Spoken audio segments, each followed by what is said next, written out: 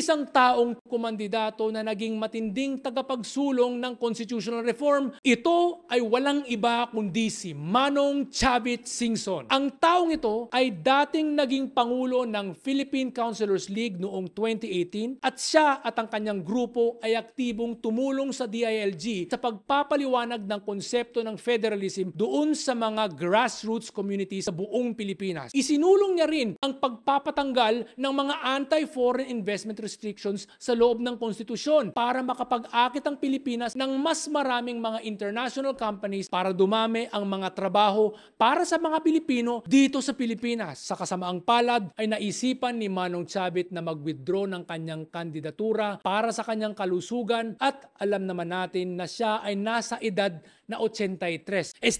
Forever 41 lang pala.